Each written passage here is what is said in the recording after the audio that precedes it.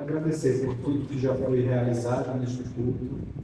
Nesse momento, entregar o teu servo diante do Senhor, pedindo a sua dadivosa bênção sobre a vida dele, para que ele transmita o recado do Senhor para nós, o alimento, o banquete que o Senhor tem para nós. Pedimos também que o Senhor abra o nosso entendimento para compreendermos a sua palavra e sairmos daqui alimentados. Já tivemos, podemos dizer assim, o alimento a partir das canções, das leituras que aqui foram feitas, mas nós nesse momento queremos ouvir a tua voz por meio do reverendo Flávio. Use-o e nos abençoe. É a oração ao Deus que fazemos e fazemos no nome do seu Filho amado, Jesus Cristo. Amém.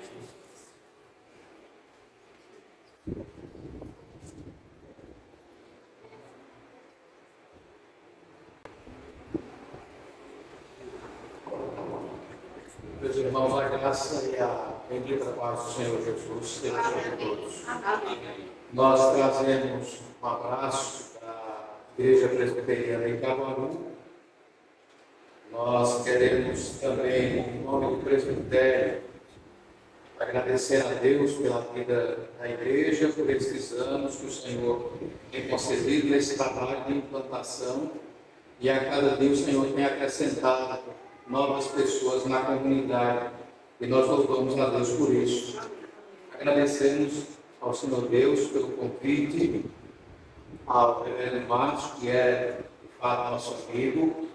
Temos uma relação do presbitério mais próxima e louvamos a Deus pelo seu ministério aqui à frente da igreja. Queridos irmãos, 14 anos e está sendo completado hoje, nesse final de semana, e nós queremos bendizer ao Senhor por esta congregação, por esta igreja aqui formada. Em nome do presbitério, nós abraçamos também aos irmãos.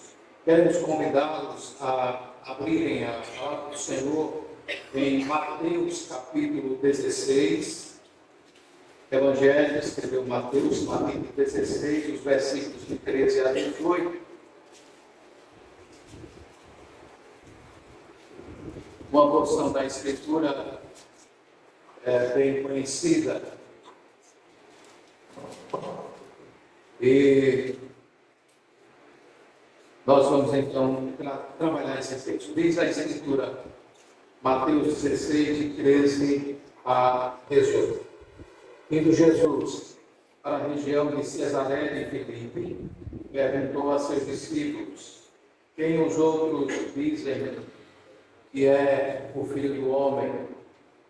E eles responderam: uns dizem que é João Batista, outros dizem que é Elias, e outros dizem que é Jeremias ou um dos profetas. Ao que Jesus perguntou: e vocês? Quem dizem que eu sou? Respondendo, Simão Pedro disse: o Senhor é o Cristo, o Filho do Deus vivo. Então Jesus lhe afirmou: bem-aventurado é você, Simão Bar-Jonas, porque não foi carne e sangue que revelaram isso a você, mas meu Pai que está nos céus. Também eu lhe digo que você é Pedro, e sobre esta pedra edificarei a minha igreja, e as portas do inferno não prevalecerão contra ela. Amém. Senhor, nós pedimos tua graça. Nós rogamos o teu favor. Suplicamos a Deus que, nesse instante, o Senhor esteja com misericórdia, compaixão, graça, nos abençoando na exposição da tua palavra. Que o Senhor se utilize de nós para a glória do teu nome. E eu peço pelos irmãos que cada um esteja com a condição, Senhor Deus, de atenção à tua palavra. Assim oramos em nome de Jesus. Amém. Amém. Meus queridos, a nossa perspectiva nesta noite é trabalhar com os irmãos acerca de alguns aspectos a partir desse texto. O primeiro deles é celebrar o passado.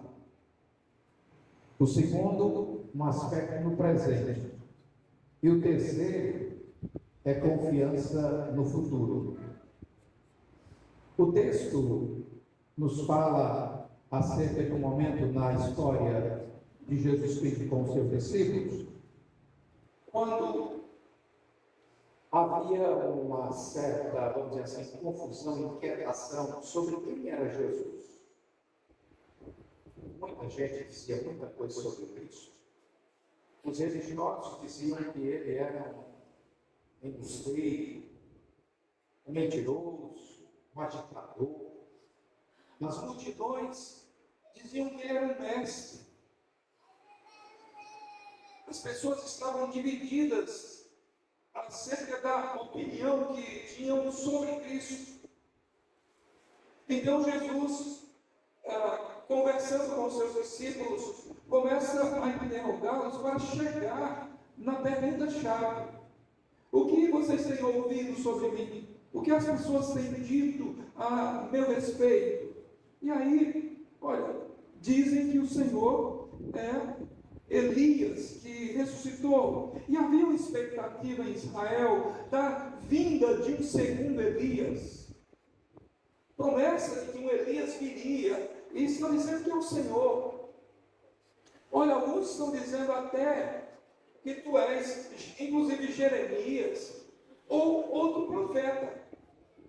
Pela postura de Jesus, pelo jeito de Jesus, pela mensagem de Jesus, eles estavam identificando com a mensagem do servo de Deus no passado, e como se dissesse, olha, ressurgiu alguém, ressurgiu um dos profetas. Alguém estava até dizendo, olha, estou afirmando que o Senhor é João Batista. João Batista já havia morrido. Então Cristo faz a pergunta que é crucial. Agora eu não quero saber o que as pessoas estão dizendo. Eu quero chamar a atenção de vocês para que vocês possam me dizer, e vocês, o que é que acham de mim? Porque na perspectiva, por exemplo, de Judas, entende-se que Judas cria que Jesus era aquele libertador político, e por isso que se aproximou de Jesus Cristo. Mas Jesus começa a frustrar os planos de Judas, tendo em vista que Cristo não traz nenhuma proposta de uma certa revolução política contra Roma. Alguns têm uma perspectiva de Cristo como o rei. Inclusive, algumas vezes quiseram aclamar Jesus Cristo como rei, e ele nessas ocasiões se retirou. Se vocês lembram, quando ele realiza o milagre da multiplicação dos pães e dos peixes, as multidões estão à procura dele, e ele faz uma grave denúncia: vocês só estão me procurando porque viram o milagre e se alimentaram. E aí ele afirma, se alimentem do pão do céu. Então a expectativa agora de Cristo é pela confissão dos seus discípulos, o entendimento que eles possuíam dele. E aí Pedro faz essa declaração extraordinária, elogiada por Cristo, e dita que essa declaração não nasceu do coração de Pedro, mas ele está falando agora profeticamente, por uma inspiração divina acerca de quem era Jesus. Quem sou eu? Para vocês, quem sou eu? Então Pedro responde: o Senhor é o Cristo, o Filho do Deus vivo. Aqui nós temos afirmações teológicas muito fortes. Ao afirmar que Jesus é o Cristo, Pedro está dizendo: o Senhor é o Messias prometido no Antigo Testamento. Todas as mensagens dos profetas falavam sobre ti. Tu és aquele de quem falaram os nossos antepassados. Tu és o Messias enviado por Deus. E não apenas isso. Tu és o Filho. E aí remete também ao Antigo Testamento. Poderíamos nos lembrar da profecia de Isaías. E a Virgem conceberá e dará à luz ao Filho. Ele está dizendo: tu és o Filho prometido. Em outras palavras, até indo mais distante na revelação, nós vamos ao capítulo 3 de Gênesis, quando se diz acerca da mulher, a semente da mulher, ou seja, o filho da mulher. Aqui está uma declaração, portanto, que percorre toda a história da revelação. Tu és o Filho do Deus vivo. Esta palavra, portanto, de Pedro é elogiada por Cristo, como já dissemos, porque foi uma revelação de Deus. Você está falando agora por boca do Senhor. E então vem a afirmação que, para os católicos, apostólicos romanos, diz acerca da pessoa de Pedro, e por isso valorizam Pedro como o primeiro Papa. Quando Cristo diz: tu és Pedro, e sobre esta pedra eu edificarei a minha igreja. Aqui tem algo interessante que a tradução, nossa tradução, não consegue expressar, porque é limitação mesmo. Quando você traduz de uma língua para outra, se a Escritura fosse explicar cada detalhe, nós tínhamos um livro volumosíssimo. Mas na língua grega há uma diferença que é fundamental para o entendimento teológico, inclusive. Quando o Senhor diz: tu és Pedro, a palavra que Jesus está usando e afirma: tu és Pedro, e aí o nome de Pedro significa de fato pedra. E a palavra usada para aquilo que é traduzido como Pedro e pedra é uma pedrinha. Mas quando Jesus diz, em outras palavras, tu és uma pedrinha, mas sobre uma pedra enorme, gigantesca, eu edificarei a minha igreja. Qual é essa pedra? É a figura de Pedro? Não. É a afirmação que ele fez: tu és o Cristo, o Filho do Deus vivo. É sobre esta pedra fundamental que Jesus inaugura a sua igreja. É sobre a declaração de Pedro, que é uma diferença do grego. Quando Cristo diz: tu és pedra, e quando ele diz sobre esta pedra, são duas palavras distintas. A primeira, referindo-se a Pedro, é pequenininha. A segunda é uma rocha firme, grande. Que ele se refere à declaração que Pedro fez, que é sobre a própria pessoa de Cristo. Em outras palavras, Cristo está dizendo: você acabou de fazer uma declaração sobre a minha pessoa, e é sobre a minha pessoa, aquilo que eu sou, que eu vou edificar a minha igreja, e as portas do inferno não prevalecerão contra ela. Aleluia. Então aqui, irmãos, o centro não é Pedro. O centro do texto não é a figura de Pedro, o centro do texto é a figura de Cristo, a nossa rocha. Se nós pudermos fazer uma mudança aqui na expressão: tu és uma pedrinha, mas sobre a rocha da tua declaração, a minha igreja está firmada, que é Ele mesmo, Cristo Jesus. Assim, queridos irmãos, entendamos que Jesus faz um jogo de linguagem aqui, brinca com as palavras para destacar a pessoa dele, o fundamento sobre o qual a igreja está edificada. Então, eu gostaria de pensar com os irmãos algumas coisas a partir desse versículo. A primeira delas é que a igreja tem um fundamento inabalável. E aí, quando estou falando sobre igreja, não é igreja presbiteriana, não é igreja Assembleia de Deus, não é igreja isso, igreja aquilo, igreja congregacional, igreja batista.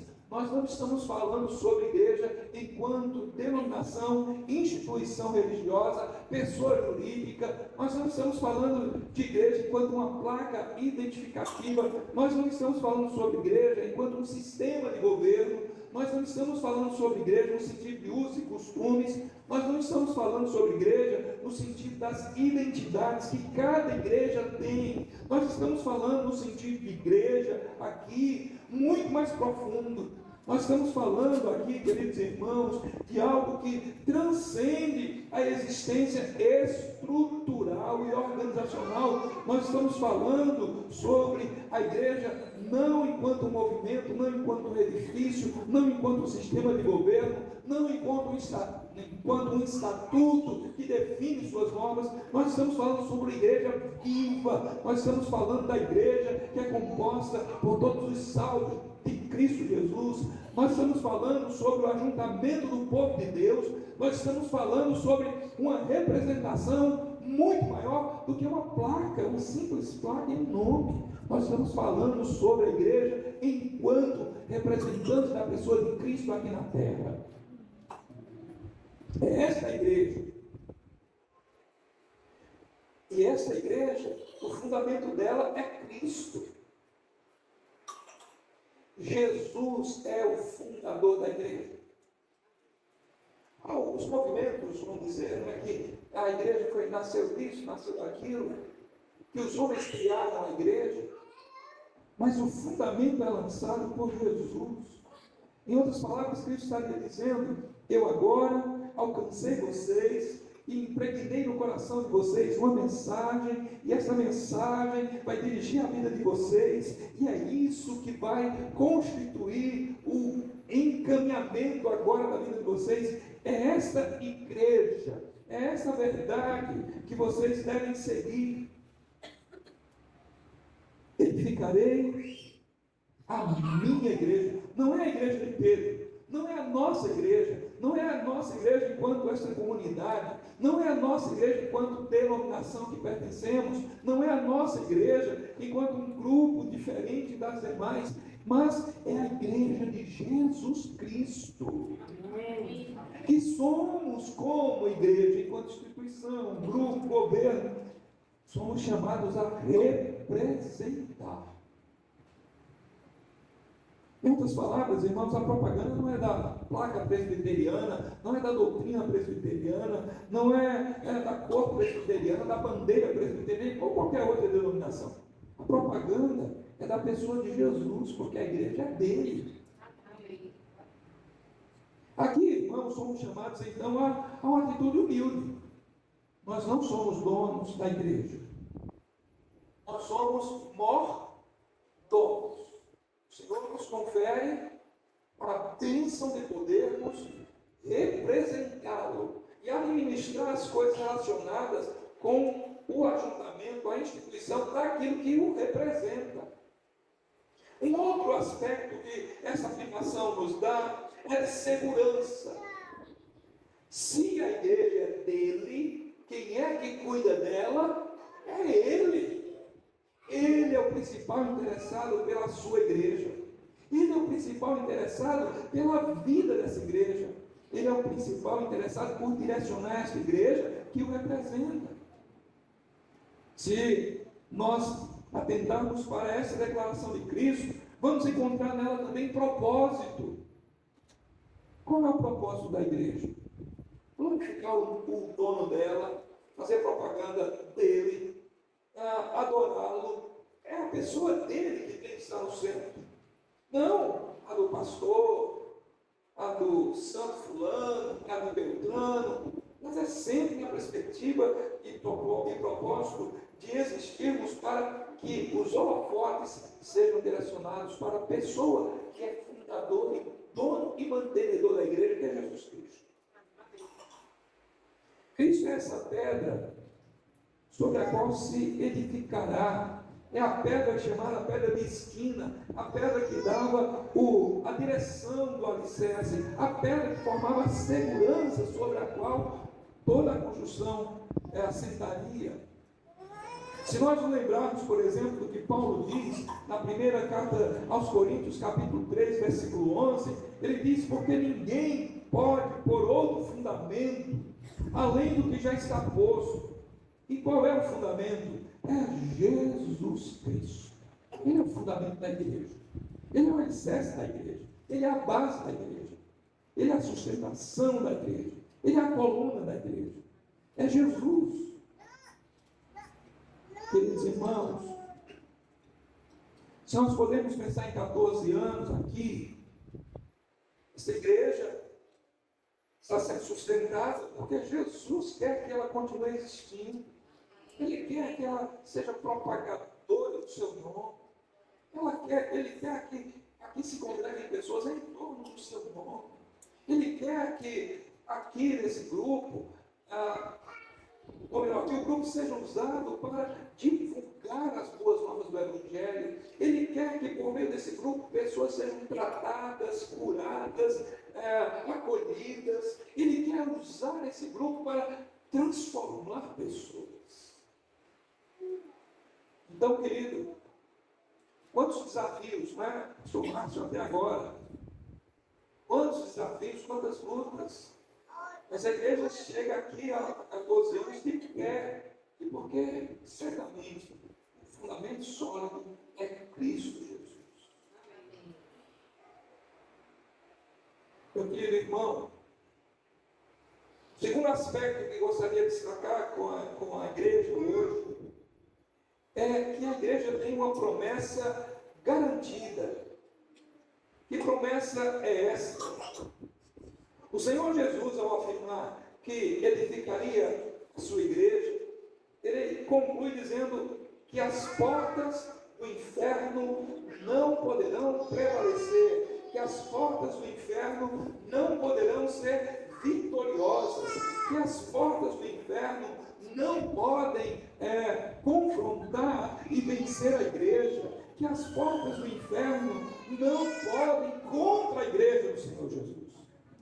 Falar aqui em porta é falar numa perspectiva de algo que representa autoridade. Então, em outras palavras, Cristo está lhe dizendo que aquilo que seria o poder, vamos colocar entre aspas aqui, do inferno, não pode vencer a igreja. Louvado seja o Senhor. Amém. Então a igreja vai ser perseguida? Vai. E quando já foi? A igreja é perseguida desde o tempo determinado lá em Gênesis. Quando é que a igreja é perseguida pela primeira vez? A igreja é perseguida através da tentação aos nossos primeiros pais, Adão e Eva. Ali parece que o diabo venceu. Ali parece que tudo foi derrotado, o plano de Deus foi por água abaixo. Mas ali, imediatamente após a queda, se decreta a vitória de Cristo, porque o descendente da mulher pisaria a cabeça e esmagaria a serpente. Aleluia! Uma segunda perseguição à igreja, que nós poderíamos lembrar aqui, é quando Caim mata a Abel. Conhece a história, né? Os dois foram apresentar um sacrifício a Deus, culto, prestar culto. Primeiro assassinato na vida deste planeta se deu por causa de culto, perseguição religiosa. Caim levou um sacrifício, Abel levou o outro, o seu, e Deus se agradou do sacrifício de Abel e não se agradou do de Caim. E Caim ficou revoltado. Caim não ficou revoltado contra ele mesmo. Dizendo, como é que eu posso acertar? Deus, o que é que eu faço? Ele achou o seguinte: é melhor eliminar o meu irmão, porque eu acabo com a concorrência. Então, só tenho eu e ele vai ter que se agradar só de mim. E mata o irmão. A igreja ali parecia que estaria acabada. Cadê? Não tem mais um povo de Deus para buscar aqui na terra? Mas o Senhor levanta 7. É o filho que nasceu na sequência. 7 marca a divisão histórica entre os filhos da luz e os filhos das trevas. Porque ele diz que há uma separação nítida entre os descendentes de Sete e os descendentes de Caim. Caim é tido como a descendência maligna, carnal, terrena, rebelde. Sete é a descendência que busca o Senhor. Louvado seja o nome. Ele sempre levanta o povo para ele. Glória a Deus por isso. Ele sempre tem um remanescente fiel. Ele sempre vai em busca. O que Cristo diz quando a mulher lá dentro do poço pergunta: Senhor, onde é o lugar certo dela? Como é esse negócio? Vocês dizem que é em Jerusalém, nós, samaritanos, declaramos que é Samaria. Mas como é o negócio? Aí Jesus diz: olha, o tempo vem, e eu quero dizer que eu já inaugurei, já chegou, a partir de hoje. Não haverá mais essa disputa entre Jerusalém e Samaria. Não há mais um lugar específico. Mas há um detalhe. Deus busca para si adoradores que o adoram em espírito e verdade. É Ele quem se responsabiliza em separar o seu próprio povo. Louvado seja o Senhor por isso. Ele quem separa a sua igreja. Então, no decorrer da história, a igreja sempre foi perseguida. A igreja, no Velho Testamento, era representada por Israel. Quantas nações quiseram destruir Israel, acabar depois da divisão? Veja, a igreja dividida, naquela nação que simbolizava o reino. Nação dividida, filhos do norte, filhos do sul. Os filhos do norte vão caminhando para a distância de Deus. Os filhos do sul, por um bom tempo, estão próximos de Deus. Os descendentes de Judá, de onde viria o Salvador, estes permanecem numa comunhão com Deus. A igreja aqui está preservada, mas foi atacada, foi para o exílio, mas o Senhor preservou. O Senhor traz o seu povo, mantém uma aliança, continua com o projeto, até que vem Cristo. É a igreja viva, Jesus. Ele é a verdadeira igreja. E Ele vai juntando gente na sua igreja. E aí o inferno vai tentando. Como a igreja é perseguida na época de Cristo, por sua morte. Parecia que era derrota. A morte de Cristo entristeceu os discípulos, colocou-os com medo, distanciaram-se, foram se esconder. A igreja estaria acabada ali. Mas Cristo ressuscita, transforma aqueles homens e diz assim: descerá sobre vocês o Espírito, e vocês serão tomados de poder e autoridade, e vocês serão minhas testemunhas. Aleluia! Até aos confins da terra. E aqueles homens covardes, medrosos, escondidos, são tomados de um ímpeto tão grande que depois eles declaram: importa obedecer a Deus do que os homens. Nós morremos, mas nós nos entregamos. E foram perseguidos, e foram mortos, mas o Senhor sempre preserva o seu povo. A mensagem chegou até nós. E nós hoje somos esta igreja que o Senhor preserva. Louvado seja o seu nome. Então, a igreja é perseguida, mas não será destruída. A igreja está destinada para a glória. Louvado seja o Senhor. A igreja é atacada, sim, de todos os lados. Continua sendo, sim, continua, e continuará sendo atacada até Jesus voltar, mas ela não será vencida. A igreja será provada, sim, sempre provada, mas ela nunca será derrotada. É dessa igreja que você faz parte. Não simplesmente da igreja presbiteriana do Brasil, que se congrega aqui na Boudisca. Você faz parte de uma igreja que é maior do que a sua denominação, a nossa, né? Do que a nossa placa, do que a nossa identidade como pessoa jurídica, do que a nossa identidade teológica, do que os nossos princípios de fé. Você faz parte da igreja verdadeira. Não dizendo que nós não somos igreja verdadeira, estou dizendo que você faz parte e que a igreja verdadeira não é composta de documentos. A igreja verdadeira é composta pelos servos do Senhor. É importante nos congregar. Sim, a Escritura diz, não esqueçam, não deixem de congregar.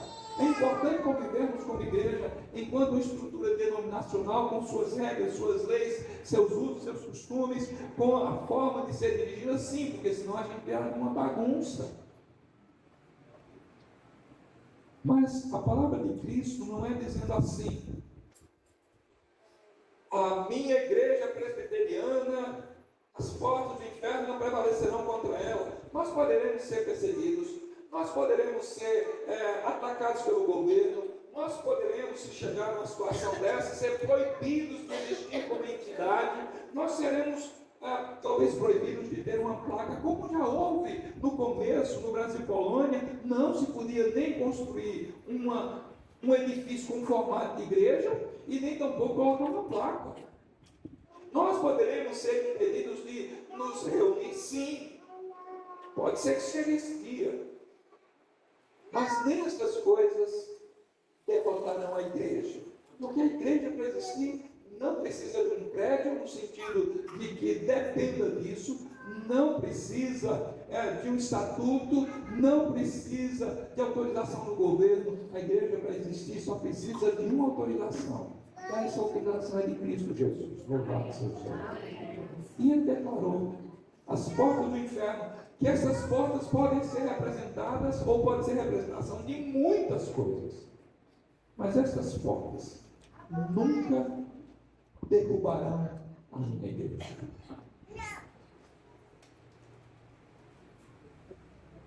A pandemia veio, sentimos o baque. Não se pode ter o quê? Fechem as portas. Fechamos. Não se pode congregar. Não congregamos. Não se pode fazer culto. Não fizemos. A tecnologia nos ajudou muito. E a gente conseguiu conviver como igreja dentro de casa. E não houve autorização do governo que proibisse nós nos reunirmos dentro de casa. Embora houve cogitação que também proibia. Que se fizesse reunião até dentro de casa. Porque ali estaria trazendo alguém. A igreja passou pela pandemia. Não, essa não foi a primeira da história. Já houve um tempo que tudo se fechou também. E a igreja sobreviveu, e aqui nós estamos.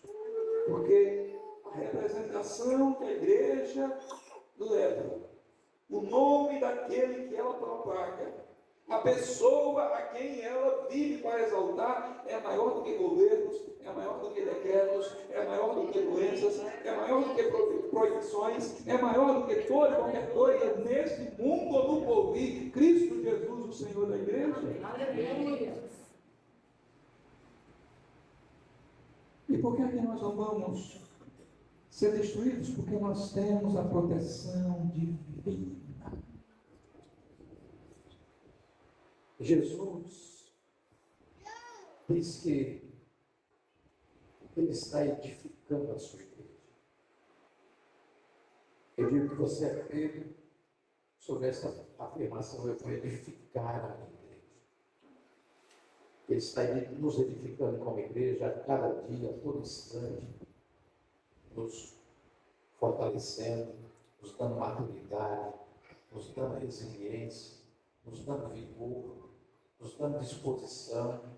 Ele está tratando nossa fé ao ponto que ela tem uma maturidade tal que, se nós enfrentarmos os riscos da morte, nós poderemos dizer: pela fé em Cristo eu não nego meu Cristo. Eu estou disposto a morrer. Esse é o caminho da maturidade na fé. Ele está edificando. O processo não terminou. A obra não terminou. Ele continua.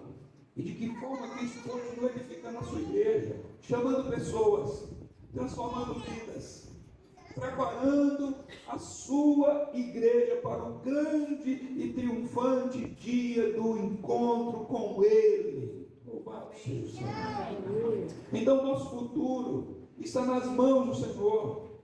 Nós não sabemos Quantos anos mais nós teremos como igreja aqui na terra? Nós não sabemos os desafios que virão, mas nós sabemos de uma coisa, que pela palavra há alguém no controle, e esse alguém é Jesus Cristo. Aleluia. E é sobre isso, irmãos, que nós devemos edificar a nossa fé, a nossa vivência como igreja. É sobre essa firmeza, essa convicção, é sobre essa declaração, é sobre esta rocha que nós devemos continuar lutando, é sobre esta rocha, não dizendo que não faça, mas apenas lembrando que esta igreja deve continuar, que esta igreja deve seguir, que esta igreja deve olhar para frente. A rocha que sustenta vocês é Cristo, a rocha que sustenta vocês é Cristo, a rocha que sustenta vocês é Cristo. Então, irmãos, tendo a igreja um fundamento inabalável, que é Jesus, tendo a igreja uma promessa garantida por Jesus, que as portas do inferno não prevaleceriam contra ela, aqui nós temos um grande desafio, e é o último ponto na nossa mensagem de hoje. A igreja tem uma missão. A missão recebida lá do Senhor Jesus. A igreja vive o presente, irmãos, avançando para o futuro. E até que o ápice do nosso futuro chegue, que é quando Jesus voltará para nos recolher e nos levar, nós precisamos viver o presente avançando. Lembrando que nós somos operadores de Cristo. Se nós trouxermos o que Paulo diz no capítulo 1, versículo 3, capítulo 3, melhor, na sua primeira carta aos Coríntios, capítulo 3, versículo 9, quando ele fala sobre o fundamento que é Jesus, ele diz que nós somos cooperadores de Deus. Então esse é o papel da igreja. Como é que a igreja coopera com Cristo? Como é que a igreja coopera com Deus?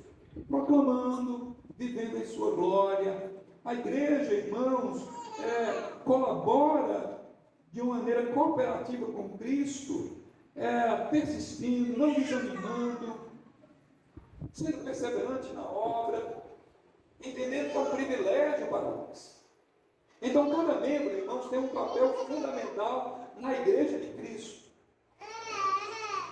Alguns são colunas, sustentam, no sentido da liderança, está indo à frente, está levando as cargas. Outros poderíamos comparar com janelas, pessoas que estão servindo de alguma forma dentro da igreja para trazer luz. Se nós pensarmos numa construção, outros são portas, a ideia de porta que acolhe, que recebe. Outros são irmãos que fazem outras tantas coisas. Então, na igreja de Cristo, todos nós somos necessários. Todos nós. Nossa missão permanece a mesma. Adorar a Cristo, glorificá-lo. Esse é, se não digamos, um dos mais primordial papel da igreja. Vocês sabem, o papel da igreja, a primeira coisa que a igreja tem que fazer é evangelizar. Não é. A primeira coisa que Cristo chama a sua igreja é para ser adorador. Quando Cristo converte alguém, é para que ele seja adorador. Então a primeira coisa é a oração. Não numa ordem de sequência agora, mas apenas citando. Uma segunda coisa seria comunhão. Fortificar, amar, cuidar uns dos outros, acolhendo quem chega. Um terceiro seria discipulado. A terceira forma da missão da igreja, fazer crescer, meus irmãos. Uma quarta é no serviço, cada um com seus dons, entregando-se ao serviço mútuo. A quinta, e não menos importante, é evangelizar, alcançar os perdidos. Então nós chegamos para a adoração e saímos para conquistar. Nós chegamos para adorar e servir e nós saímos para conquistar. Nós chegamos para adorar, servir, crescer e saímos para conquistar. Estamos cumprindo esses aspectos? Onde é que nós precisamos melhorar?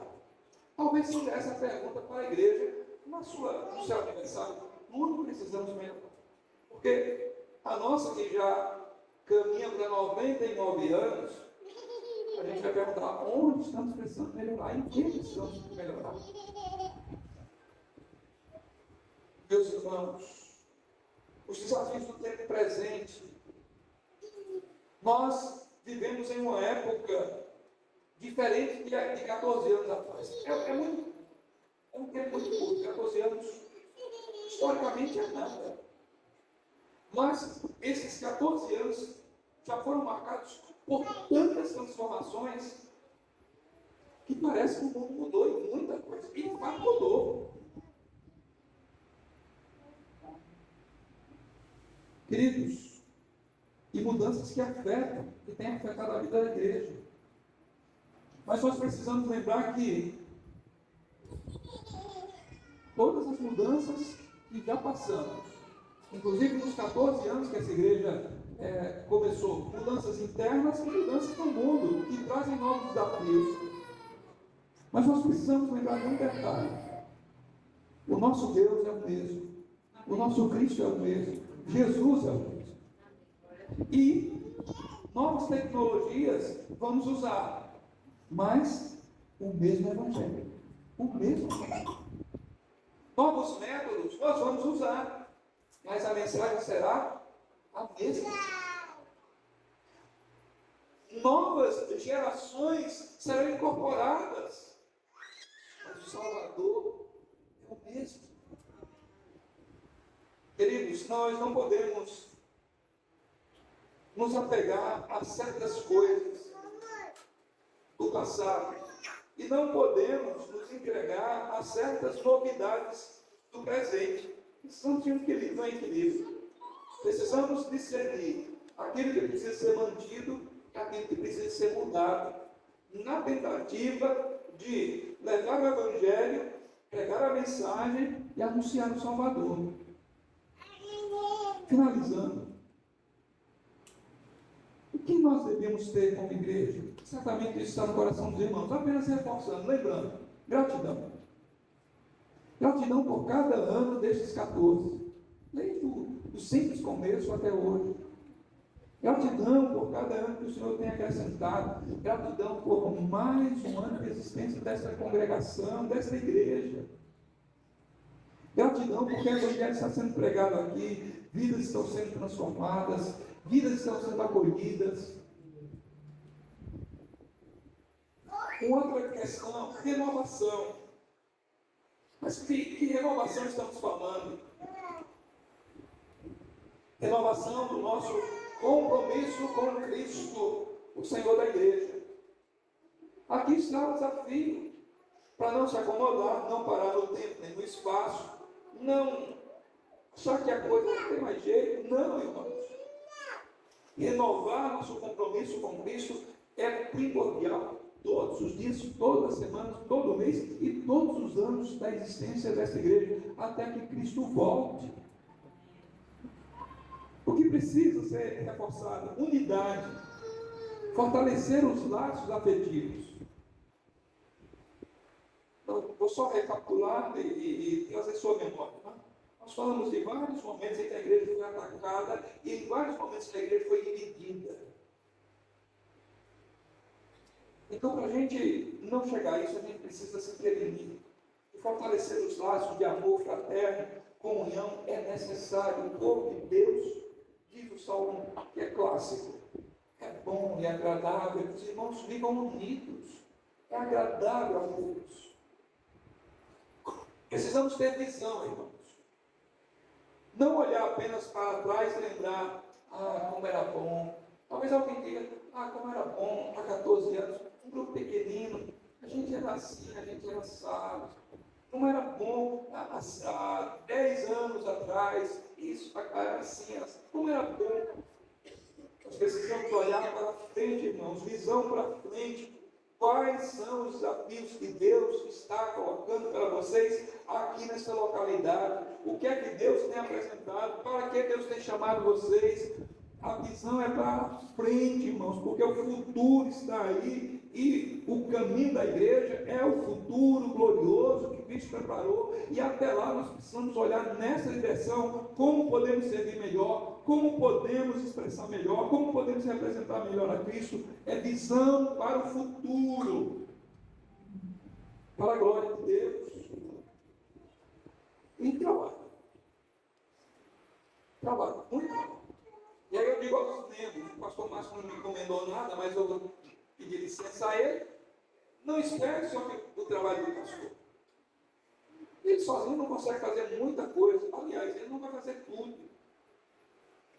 Precisamos somar as forças, precisamos nos colocar à disposição, precisamos nos envolver. Qual é seu dom, qual é o seu talento, qual é a sua aptidão, para que você sente mais inclinação, se coloque a serviço do reino, para a glória de Deus e para o crescimento desta comunidade, que é uma representação do reino de Cristo aqui nessa localidade. É ao Senhor que os irmãos estão servindo, não é o pastor Márcio, não é a denominação. Então, irmãos, olhem para Cristo, o fundamento, o sustentador e aquele que protege e garante o futuro glorioso da sua igreja. Olhe para ele e diga: Senhor, eu quero te servir. Para cada crente, qual a sua contribuição para esta igreja hoje, no tempo presente? Como você tem contribuído? Não estou falando de dinheiro, que também poderia estar. Como você está usando seus dons para edificar o corpo de Cristo que aqui se reúne? Como você tem sido fiel em sua vida espiritual que glorifica ao Senhor? Como você está investindo na próxima geração? Poderíamos até dizer como você está gerando uma próxima geração. E aqui eu não estou falando de gerar menino, e também poderia estar, né? Porque a produção está caindo, né? A produção está caindo. Quem tinha 5, lá na casa dos meus pais foram 7. Na minha família, cada um só tem 2. Quem casou, no máximo 2. Então veja, aí já tem gente, só 1. E já tem casal dizendo assim. Enquanto, está gravando, né? Enquanto povos árabes, vou falar assim, estão produzindo a rodo para difundir a mensagem deles e tomando os espaços, numa crença diferente da nossa. Então, se nossa produção de filhos da aliança já encerrou, nós precisamos pensar o seguinte: eu preciso gerar filhos espirituais. E como é que a gente faz isso? Evangelização, discipulado, testemunho, para que outras pessoas se agreguem aqui. Se aproxime de gente, conviva com gente, se relacione com gente, sirva gente não crente, para que eles olhem para vocês e digam assim: me interesso, quero saber desse evangelho que você vive. Amizade. Hoje o pastor Pinho Borges estava na nossa igreja, é o pastor que toma conta da rede presbiteriana de apoio à pessoa idosa. Ele contou um exemplo, só para resgatar aqui, quem estava lá vai lembrar.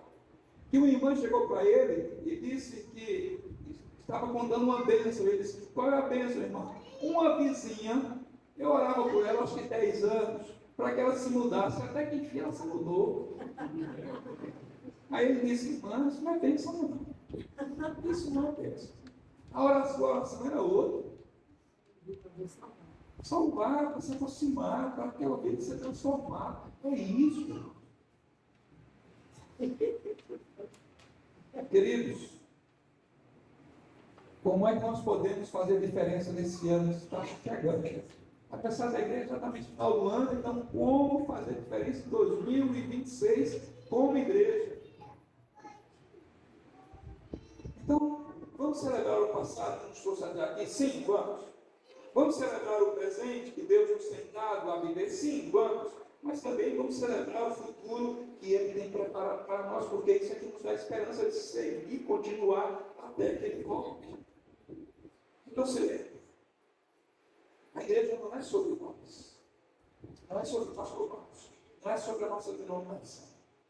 A igreja é sobre Jesus Cristo. A igreja não é nosso esforço. A igreja é a graça dele que nos sustenta. Que nos capacita a servir. A igreja, irmãos, não é nossa. Não é a nossa igreja. É a igreja de Cristo. Assim, cresçamos em santidade, alcancemos mais vidas, glorifiquemos a Cristo, amemos mais uns aos outros e servamos com maior dedicação para a glória de Deus. Como Paulo, escrevendo aos Efésios, capítulo 3, versículo 21, diz: a Ele seja a glória na igreja, a Deus no caso, seja a glória na igreja e em Cristo Jesus, por todas as gerações, para todos sempre. Amém. Deus, em nome de Jesus, te louvamos pelos 14 anos, até aqui nos ajudou o Senhor. Mas há, Senhor Deus, um futuro pela frente. Até que Cristo volte, o Senhor estará edificando a tua igreja. E certamente esta igreja está no teu plano de edificação. E nós pedimos ao Deus, sustente, fortaleça, dê crescimento numérico, dê crescimento motivacional, dê crescimento, Senhor Deus, de maturidade, dê crescimento de evangelização, dê crescimento de conversão, dê crescimento de transformação de vidas, dê crescimento do teu nome sendo glorificado aqui, dê crescimento cada vez mais ao reverendo Márcio, dê crescimento nas suas forças, dê crescimento, Senhor Deus, na sua persistência, dê crescimento, Senhor Deus, na sua disposição de servir, dê crescimento no seu pastoreio, dê crescimento cada vez mais para a glória do teu nome. Edifica, Senhor. Edifica com esses crescimentos. No nome precioso de Jesus. Nós oramos e pedimos essas bênçãos ao Senhor com fundamento, que é o mantenedor, aquele que preserva, aquele que cuida, aquele que protege a igreja, aquele que é Senhor da igreja, aquele que é a mensagem central desta igreja, aquele que é glorificado nesta igreja. A ti, Jesus, nós oramos e pedimos estas bênçãos. Amém.